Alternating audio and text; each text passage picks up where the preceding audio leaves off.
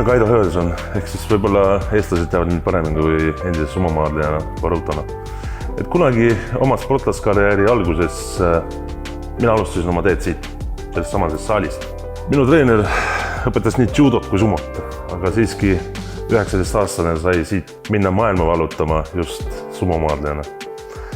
15 aastat olen elanud Jaapanis, sellest 10 aastat tegelenud profisumamaadlusega. Viimased 5 aastat tegelesin erinevate muude projektidega, nagu teater, erinevad televisioonisaated, erinevad show'd, erinevad visiidid, inimestega kohtumid. Nüüd oleme 1,5 aastat tagasi siin Eestis ja järjekordselt avastasin siit samasest saalist. Siit, kus ma ükskord läksin, siia ma tulin tagasi. Praegu siis, millega ma tegelen? Praegult on mul selline väike lastegrupp, kasutan järeltulevaid väikesi varutosid.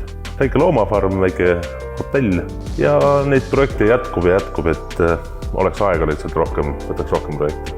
Olles siis 19-aastasena siit läinud suurde maailma valutama, ei pööranud ma oma nägemisele nii väga tähelepanu.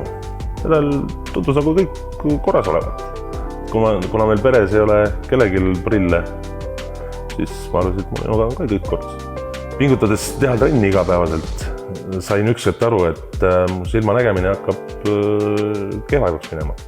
Kindlasti seal oli erinevad aspektid, kindlasti samane see suur füüsiline koormus, selline stress, depressioon, kõik need asjad kokku. Ja kindlasti ka see, mis ma panin enda juures tähele, et Jaapanis, näiteks Tokyo linnas, kui elad, sul ei ole vaja kaugele vaadata.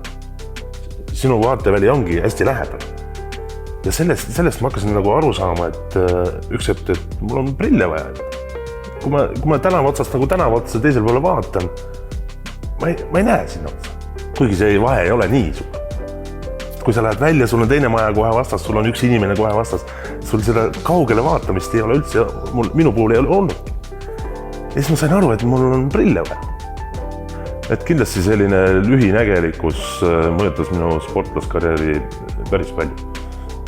Ma pidin kogu aeg kissitama, et näha kaugemale, kes need praegu maadlevad seal. Kuna meil oli suur pikk koridor ja seal ees oli sumo areen, kogu aeg kissitasin. Juba selline tobe harjumus tekkis. Kogu aeg kissitad, vaatad, kes seal on. Siis küsid abilise käest, kes need maadlevad praegu. See hakkas segama, see hakkas tõsiselt segama. Ja teine aspekt kindlasti ka see, et kui sa sinna vastasele vastu lähed vaatama ja kui sa stardijoone peal ootad oma starti, siis natuke hägustub. Sa ei näe korralikult ikkagi vastast.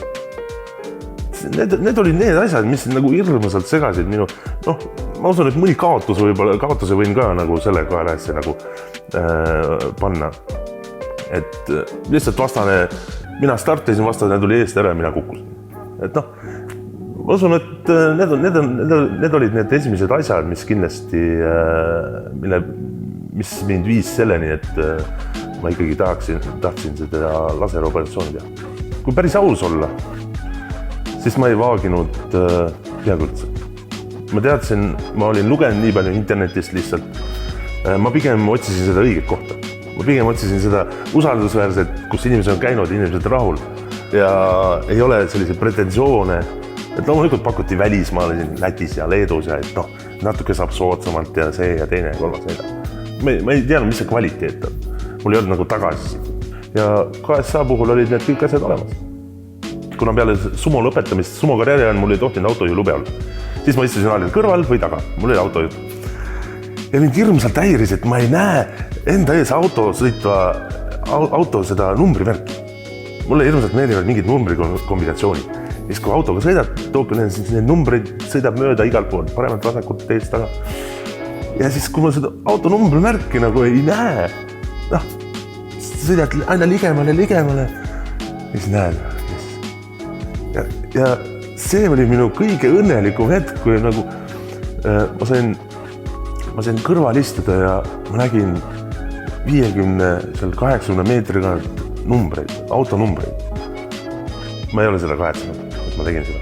Ma olen sellele väga õnnelik ja väga tänulik, et minu elukvaliteet on hoopis teine. Ja ma usun ka, et kõik, kes te tulete ja teete selle laseroperatsiooni, ei kahetse.